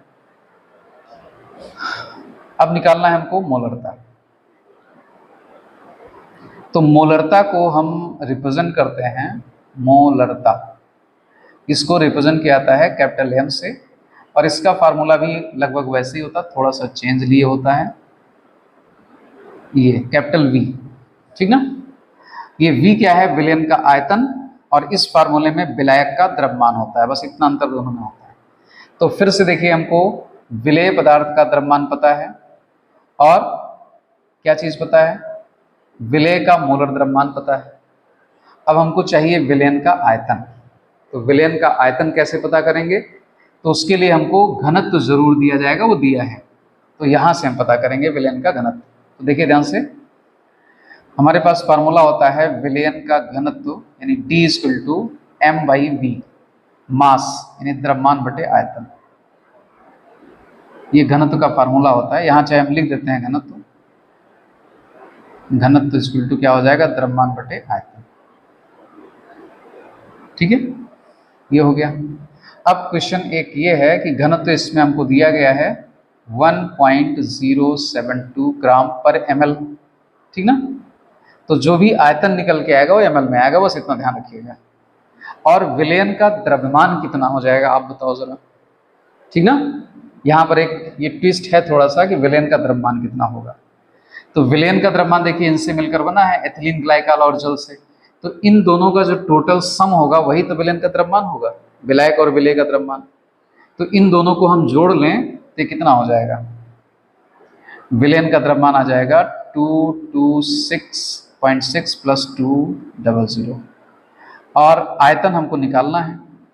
तो अगली लाइन में इसको हम कर लेते हैं 1.072 = ये जोड़ लिया हमने, तो ये आ जाएगा 422.6/v। तो v = क्या हो जाएगा, 422.6 / 1.072, ठीक ना। ये ग्राम पर ml में रहेगा, ये ग्राम में रहेगा, ग्राम ग्राम कैंसिल, ml आ जाएगा आपका, ठीक है, आयतन। तो इसको आप डिवाइड कर लीजिए। तो ये हम डिवाइड कर देते हैं, इसको कितना आ जाएगा, ये 422.6 / 1.072। तो ये वैल्यू आ जाएगी, आयतन हो जाएगा इसका 394.21। 6 भी है तो यहाँ चाहे हम 2 करके छोड़ दें उसको, इतना ml, ये आयतन आ गया। अब हम क्या करें, अब हम मोलरता वाले फार्मूले में वैल्यू पुटअप करें, लगा लें, यानी अब यहाँ से कंटिन्यू कर लें, सीधे फार्मूला लिखते हैं m = स्मॉल w की वैल्यू क्या रखेंगे, स्मॉल w इसमें है क्या, विलेय पदार्थ। विलेय पदार्थ एथिलीन ग्लाइकॉल है, 22.6 × 1000 अपॉन स्मॉल m यानी विलेय पदार्थ का मोलर द्रव्यमान 62 वही रखा जाएगा। आयतन आ गया 394.22, ये हो गया। तो मोलरता आपकी निकल आएगी। कैलकुलेशन थोड़ा ज़्यादा करना पड़ेगा इसमें, तो चलिए हम करते हैं इसका 0.6 × हो गया डिवाइडेड बाई 62, फिर डिवाइडेड बाई 394.22। तो जब इसको आप पूरा डिवाइड करेंगे तो आ जाएगा ये 9.107। तो यह आ जाएगा मोल पर लीटर में, इसका यूनिट होता है मोल पर लीटर। तो ये अगला आंसर आपका ये हो गया। एक आंसर आपका ये है, एक आंसर ये हो गया, ठीक है ना। तो ये आपका ये सवाल भी कंप्लीट हो गया। इसमें कुछ ज़्यादा नहीं था, लेकिन ये एक थोड़ा सा पॉइंट था इसमें कि विलयन का द्रव्यमान इसमें नहीं पता था। तो विलयन का द्रव्यमान आपको यहाँ से निकालना था। ये विलेय हो गया और ये विलायक हो गया। तो जब विलेय और विलायक को जोड़ देंगे तो हमको विलयन का द्रव्यमान मिल जाएगा। तो मैंने यहाँ कर लिया, तो विलयन का द्रव्यमान हो गया। यहाँ सारे सब कुछ डाटा विलयन के हैं। घनत्व विलयन का है, द्रव्यमान विलयन का रखना पड़ेगा, तो आयतन किसका आएगा, विलयन का आएगा, वही चाहिए हमको। तो ये हमने वैल्यू पुटअप करी, यहाँ से विलयन का आयतन मिल गया हमको, फार्मूले में रखा, और हमको विलयन की मोललता भी पता चल गई, ठीक है ना। तो ओके, चलिए नेक्स्ट क्वेश्चन। अब ये अगला क्वेश्चन, क्वेश्चन नंबर 6 और एक्सरसाइज के हिसाब से 9th क्वेश्चन होगा ये। तो इसमें क्या है कि पीने के पानी का एक नमूना, मतलब पीने का पानी कहीं से कलेक्ट किया गया है और उसमें कैंसर जनक पदार्थ क्लोरोफॉर्म मिला हुआ है। तो एनसीईआरटी में अमूमन ऐसे क्वेश्चन आते हैं कि वो अपने क्वेश्चंस में भी कुछ इन्फॉर्मेशन आपको देते चलते हैं। तो वैसे ये भी है कि आपको यहाँ पर एक चीज़ और पता चल गई कि जो क्लोरोफॉर्म है वो कैंसर जनक पदार्थ है। ये भी जानकारी आपको हो गई। सवाल तो आप लगाएंगे, लेकिन इस बात की भी आपको जानकारी हो गई। तो चलिए, इससे खैर कोई हमारा लेना देना बहुत ज़्यादा नहीं है, हमको मेनली इस पर ध्यान देना है। तो कैंसर जनक पदार्थ क्लोरोफॉर्म से बहुत अधिक दूषित पाया गया और दूषितता का स्तर 15 ppm द्रव्यमान के अनुसार पाया गया। ठीक ना? तो द्रव्यमान के अनुसार 15 ppm, 15 ppm का मतलब क्या होता है? पार्ट पर मिलियन, यानी प्रति 10 लाख भाग। अब इसमें द्रव्यमान लिख दिया है तो इसका मतलब हमको सारी बातें ग्राम में करनी है। ठीक ना? अगर आयतन लिख देता तो हम ml में करते या लीटर में करते। तो चलिए, इसका मीनिंग आपको समझाया भी है, जो पीछे थ्योरी पढ़ाई थी, एग्जाम्पल्स भी कराए हैं। एक बार फिर से बताते हैं इसका क्या मीनिंग है। इसका मीनिंग ये निकलेगा कि जो हमारे पास जल का नमूना है ये, ठीक ना, और इस जल में क्या घुला हुआ है? ये क्लोरोफॉर्म भी घुला हुआ है। ठीक, और इसका स्तर 15 ppm है। तो इसका मतलब क्या हुआ? इसका मतलब हुआ कि अगर हम 10 लाख भाग या 10 लाख ग्राम, यानी 10 पावर 6 ग्राम, 10 पावर 6 ग्राम ये दूषित जल अगर हम ले लें, जल, इसमें क्लोरोफॉर्म कितना है? CHCl3 कितना मिलेगा हमको? 15 ग्राम मिलेगा। ठीक ना? ये इसका मीनिंग होता है, एक्सप्लेन करना सिखाया था कि 10 लाख ग्राम में, यानी 10 पावर 6 ग्राम दूषित जल में क्लोरोफॉर्म की मात्रा कितनी है? 15 ग्राम है। ठीक है ना? तो जल कितना है?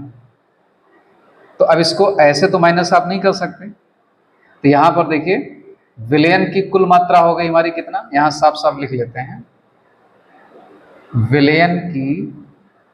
विलयन का द्रव्यमान हम लिख लेते हैं सीधे। द्रव्यमान कितना हो गया? 10 पावर 6, मतलब ये इकाई, दहाई, सैकड़ा, हजार, 10,000, लाख, ये 10 लाख हो गया। 10 पावर 6 इतना ग्राम।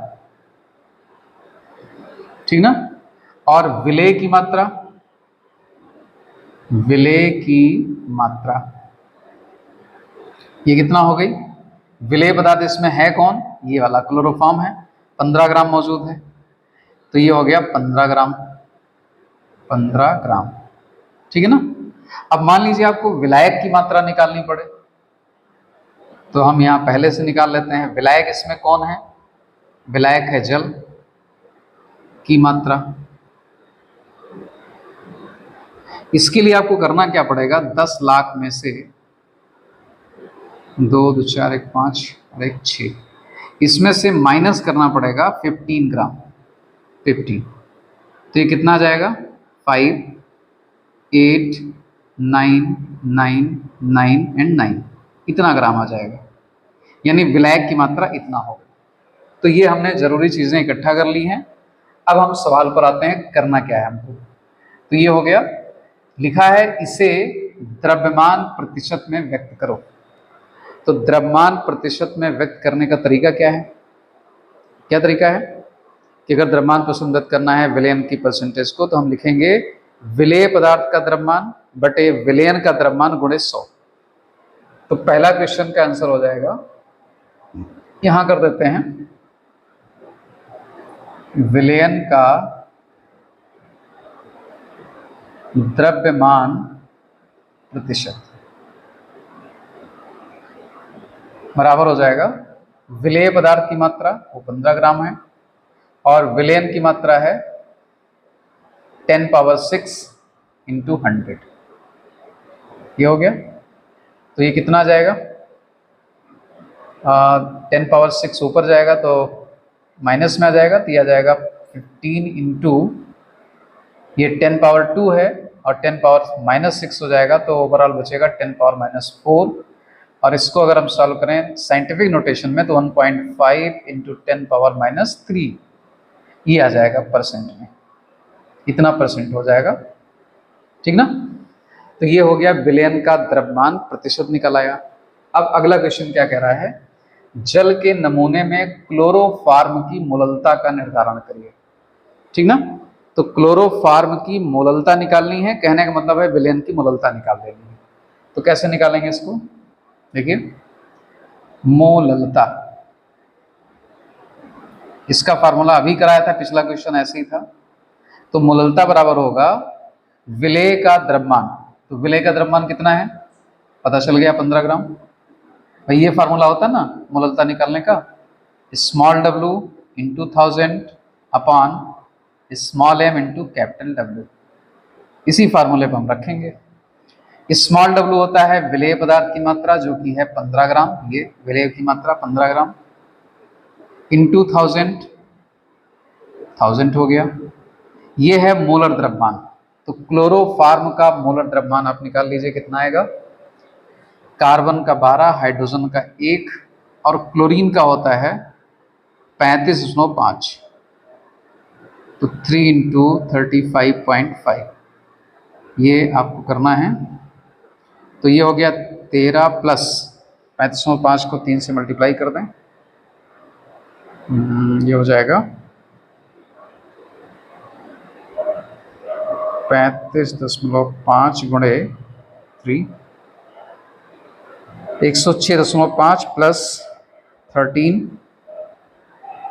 क्या जाएगा 119.5 आ जाएगा। तो ये पूरा ओवरऑल कैलकुलेट करने पर 119.5 आ गया, ये मोलर द्रव्यमान हो गया। तो यहाँ रख दिया जाएगा विलेय पदार्थ का मोलर द्रव्यमान 119.5 गुणे, अब क्या लिखना है विलायक का द्रव्यमान, यहाँ निकाला था हम लोगों ने विलायक का द्रव्यमान, देखिए ये आला है, तो ये वैल्यू रखी जाएगी 999, 4 टाइम 9 है फिर 85, इतना ग्राम ये रख दिया हमने। अब बस इसको कैलकुलेट करना है, थोड़ा कैलकुलेशन लंबा हो सकता है।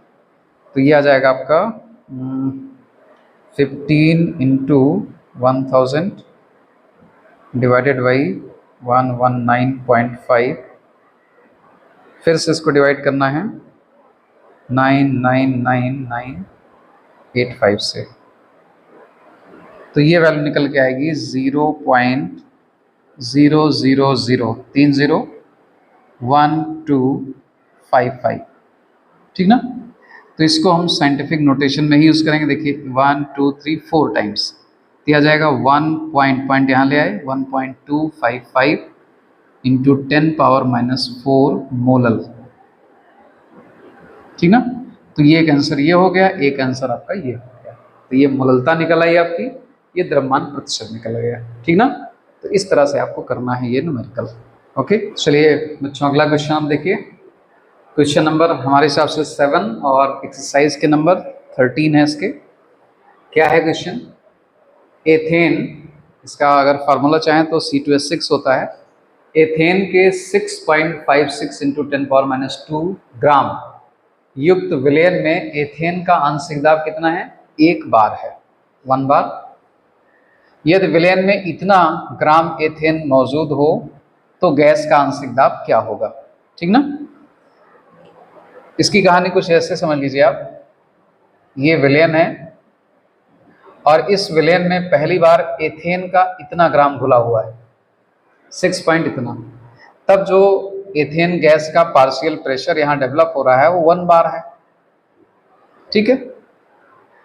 तो अब अगला क्वेश्चन ये पूछ रहा है कि अगर इसमें हम कोई और चेंज ना करें, केवल एथेन का अमाउंट बदल दिया जाए, मतलब ये इतना हो जाए 5 इंटू 10 पावर माइनस 2 ग्राम हो जाए इसमें, तब आंशिक दाब क्या होता है।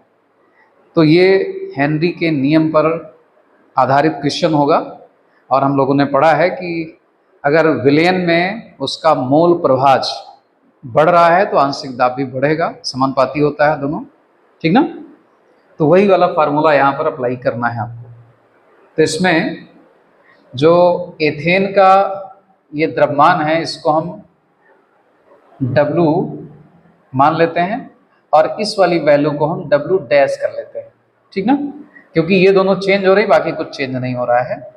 तो चलिए पहले एक इक्वेशन हम लोग निकाल लेते हैं और फिर सॉल्व करते हैं और बाद में लास्ट में वैल्यू पुटअप करेंगे। तो पहले हम देख लेते हैं W क्या है, 6.56 इंटू 10⁻² ग्राम, और W डैश की वैल्यू क्या है 5.00 है, तो इसको हम 5.0 इंटू 10⁻² भी कर सकते हैं, इतना ग्राम, ठीक ना। पहली कंडीशन में आंशिक दाब इसका 1 बार है, तो उसको हम मान लेते हैं P, कितना है 1 बार, और दूसरा जो मान लेते हैं उसको P डैश, जो निकालना है हमको। ओके, चलिए फार्मूला लगाते हैं। एक लिखते हैं, हेनरी का फार्मूला है P = KH इंटू मोल प्रभाज। यहाँ पर सबसे ज़्यादा वर्क करना है आपको, किसका मोल प्रभाज, गैस का मोल प्रभाज। कौन सी गैस गुली है, एथेन गैस ही तो गुली है, उसी का मोल प्रभाज हमको चाहिए, ठीक ना। अब इस फार्मूले को अगर हम ब्रेक करें तो क्या हो सकता है, देखिए ध्यान से। मोल प्रभाज निकालने के लिए हमको मोल्स निकालने होते हैं, और मोल्स निकालने के लिए द्रव्यमान बटे मोलर द्रव्यमान करना होता है। तो जिसका मोल प्रभाज निकालना है उसका द्रव्यमान और उसी का मोलर द्रव्यमान बटे विलयन में उपस्थित विलेय प्लस विलायक के मोल्स। तो विलेय का मोल तो हम फिर से ऐसे निकालेंगे, प्लस विलायक के मोल के लिए हम कैपिटल W और कैपिटल M का इस्तेमाल कर रहे हैं। ये है विलायक का मोलर द्रव्यमान और ये है विलायक का द्रव्यमान, ठीक है ना। यहाँ बात समझ में आ गई इतनी। अब देखिए इसमें हम क्या और सरलीकरण कर सकते हैं। चूँकि इसका अमाउंट काफ़ी कम होता है, 10⁻² है, तो ये आएगा 0.06 करके आएगा। तो होता क्या है कि यहाँ पर नीचे आप थोड़ा सा सरल कर सकते हैं, यानी इन दोनों का योग लगभग विलायक के मोल के बराबर ही मान सकते हैं। यानी हम एक चीज़ कर दें यहाँ पर कि small w upon small m plus capital W upon capital M is equal to, केवल हम इतना मान लें, ये विलायक का ही रख लें। तो नीचे इन दोनों के प्लेस पर हम सिर्फ इतना रखेंगे, मिटा दें इसको। ये रीजन समझ में आया। और ये तब करते हैं जब विलायक की तुलना में विलेय के मोल बहुत कम होते हैं, ठीक ना। तो यहाँ पर 10⁻² में है तो हम मान लेते हैं, अगर नहीं भी मानेंगे तब भी ये कैंसिल हो जाना है। फिलहाल आपको इस तरह से समझाते हैं। तो मान लिया हमने इन दोनों का वैल्यू इतना मान लिया, तो ये हो गया capital W upon capital M। Okay, अब ये बन गया इक्वेशन। इसको हम ऐसे लिख लें, P = KH into small w upon small m, नीचे ले लेते हैं, इंटू इसको उलट देते हैं कैपिटल M अपान कैपिटल W। ये कर लिया, ठीक है ना, इक्वेशन नंबर 1। अब P डैश के लिए भी ऐसे फार्मूला बनेगा, तो P डैश = हो जाएगा KH। चूंकि देखिए विलयन उसी पदार्थ का बन रहा है, विलायक वही है, इसलिए KH के मान में कोई परिवर्तन नहीं होगा, और इसीलिए मैंने KH को KH या KH डैश इस तरह से डिफ्रेंशिएट नहीं किया है, अलग अलग नहीं किया है, वो वैल्यू सेम रहेगी। चूंकि ना तो विलायक बदल रहा है और ना ही विलेय पदार्थ बदल रहा है, तो इसलिए KH की वैल्यू सेम रहेगी। अब यहाँ पर क्या लिखेंगे, इंटू स्मॉल w। अब की बार उसका अमाउंट बदल गया है तो हम ये लिख लेते हैं, लेकिन पदार्थ वही है तो मोलर द्रव्यमान तो वही रहेगा, इंटू विलायक में कोई परिवर्तन हमने किया नहीं है तो ये ऐसे रहेगा। इसको हमने बना लिया इक्वेशन नंबर 2। अब क्या करना है हमको, इक्वेशन नंबर 1 और 2 को आपस में डिवाइड कर देना है, ठीक ना। तो यहाँ हम एक लाइन लिख सकते हैं, देखिए यहाँ पर कि समीकरण 1 डिवाइडेड बाई समीकरण 2, ऐसे कर लें। अब क्या करना है वो यहाँ लिख लेते हैं हम लोग, जरा यहाँ आ जाएगा पूरा वैल्यू। तो समीकरण ये है P अपान P डैश कर दिया हमने, KH अपान KH हो गया हेनरी कांस्टेंट, इनटू अब यहाँ ध्यान से करिएगा ये वाला small w upon small m into m अपान कैपिटल W।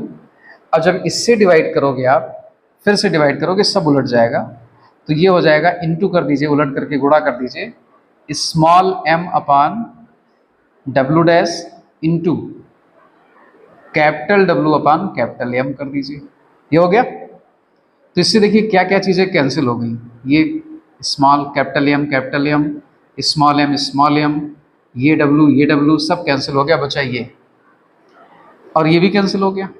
तो आपके पास रिलेशन निकल के आ गया P upon P dash is equal to small W upon W dash. बस अब इसी में वैल्यू आप पुटअप कर दिए, सब कुछ निकल आएगा। तो P की वैल्यू हमको गिवन है, एक बार P डैश हमको पता करना है, ये वैल्यू आपकी है 6.56 इंटू 10⁻⁻², और ये वैल्यू है 5.0 इंटू 10⁻⁻²। तो ये वैल्यू भी कट गई। अब क्रॉस मल्टीप्लाई करेंगे तो ये P की वैल्यू क्या निकल के आएगी, देखिए यहाँ नई लाइन से हम लिखते हैं, इसी के आगे कर देते हैं। P इज इक्वल टू आ जाएगा आपका, देखिए क्रॉस मल्टीप्लाई, तो ये 5/6.56 आ जाएगा। तो P इज इक्वल टू आ जाएगा, इसकी वैल्यू अगर हम कैलकुलेट कर लें कितना हो जाएगा ये, 5 डिवाइडेड बाई 6.56, ये हो जाएगा 0.762 बार, ये आ जाएगा।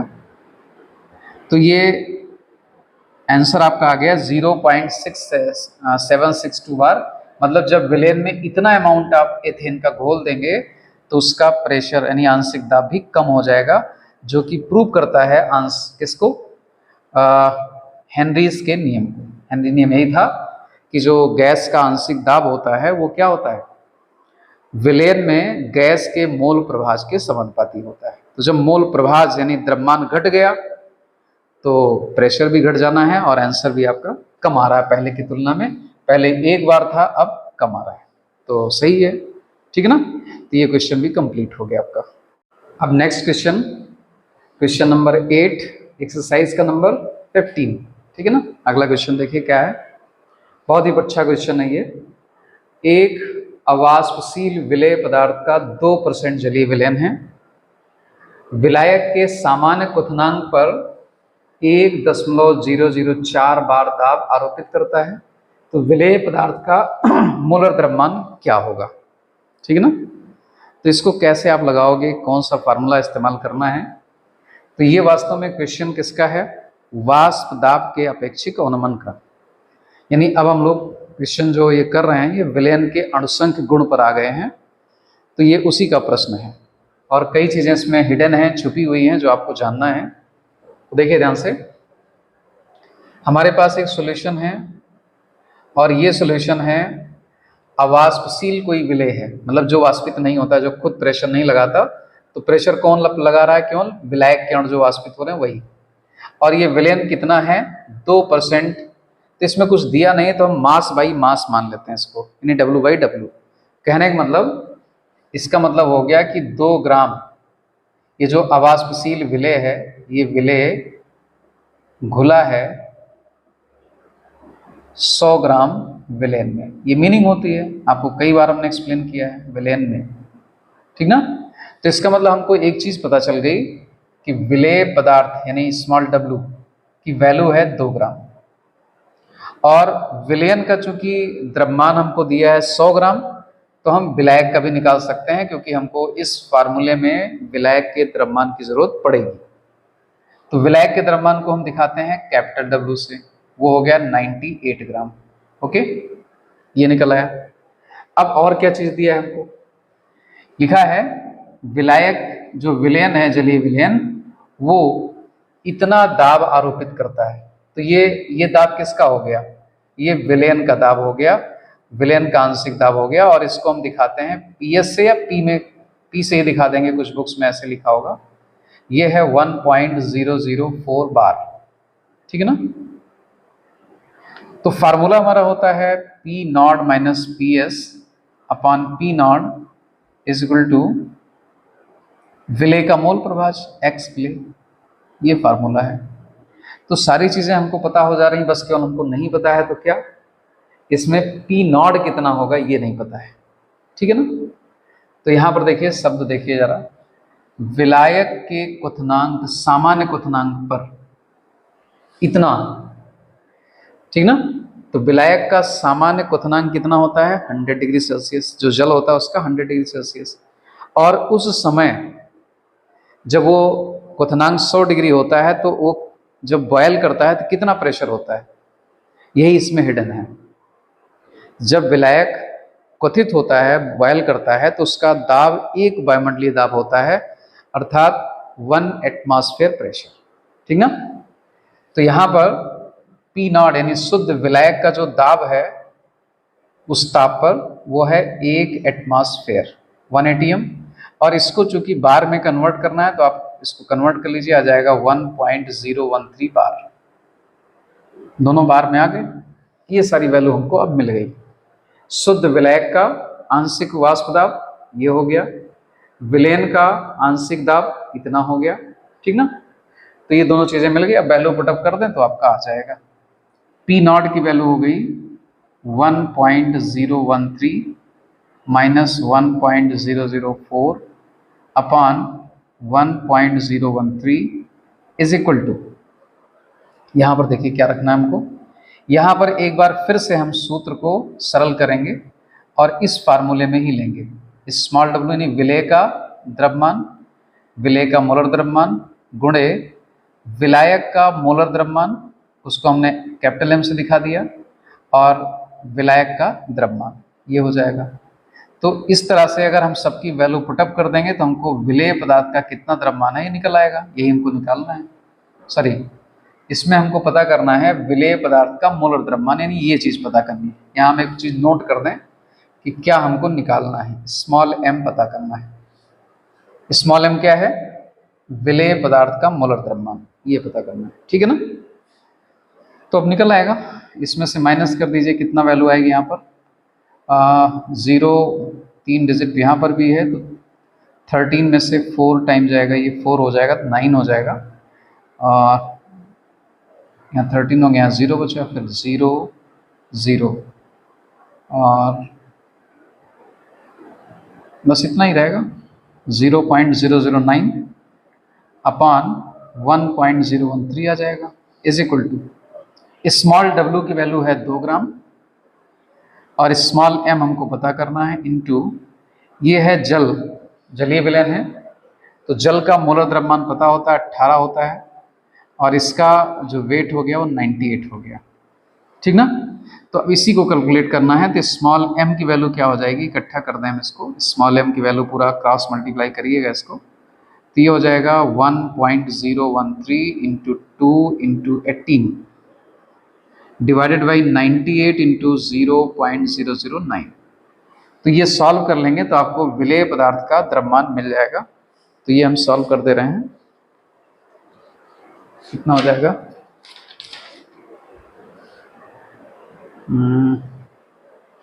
1.013 मल्टीप्लाइड बाई 2 मल्टीप्लाइड बाई 18 और डिवाइडेड बाई हो गया ये 98, और फर्दर डिवीजन करना इसका आ जाएगा 0.009, सॉरी 6.9।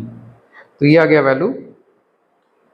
मोलर मास इसका निकल आएगा 41.3469 है, 3469। तो यहाँ आप 35 भी कर सकते हैं, ठीक ना।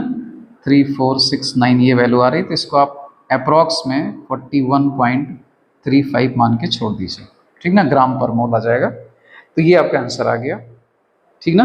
तो इसमें इस क्वेश्चन में ये एक पॉइंट मुझको बहुत इंपॉर्टेंट दिखा था, ये वाला वैल्यू, जो इसमें कहीं नहीं है, आपको खुद से प्रोड्यूस करना पड़ेगा समझ करके कि अवाष्पशील विलेय पदार्थ का ये विलयन था, और विलायक के सामान्य क्वथनांक पर विलयन का जो दाब है उतना है। यानी विलायक का सामान्य क्वथनांक जल होता है, जल का क्वथनांक 100 डिग्री सभी को पता है, लेकिन 100 डिग्री पर उसका वाष्प दाब कितना हो जाता है? 1 वायुमंडलीय दाब के बराबर हो जाता है, तभी वो खोलता है। यही इसमें मिसिंग पॉइंट था। तो विलायक का हमको पता चल गया कि विलायक का आंशिक वाष्प दाब कितना आएगा, 1 एटमॉस्फेयर, वही वैल्यू हमने पुटअप कर दी, ठीक ना। तो ये आपका आंसर आ गया। तो इस तरह से ये इतने सवाल आपके कंप्लीट हो गए हैं। और नेक्स्ट जो न्यूमेरिकल होंगे इस एक्सरसाइज के वो नेक्स्ट वीडियो में फिर हम आपको प्रोवाइड करेंगे। तो इतना आप लोग क्वेश्चन करिएगा समझ करके बढ़िया से, और उम्मीद करता हूँ कि इससे आपके जो व्यूज़ होंगे वो काफ़ी अच्छे होंगे, आपका दृष्टिकोण में कुछ सुधार आएगा कि थ्योरी को हमने अप्लाई किया है, तो आपको फार्मूले वगैरह याद भी रहेंगे। ठीक है ना। तो चलिए मिलते हैं अगले वीडियो में, तब तक के लिए बहुत बहुत धन्यवाद।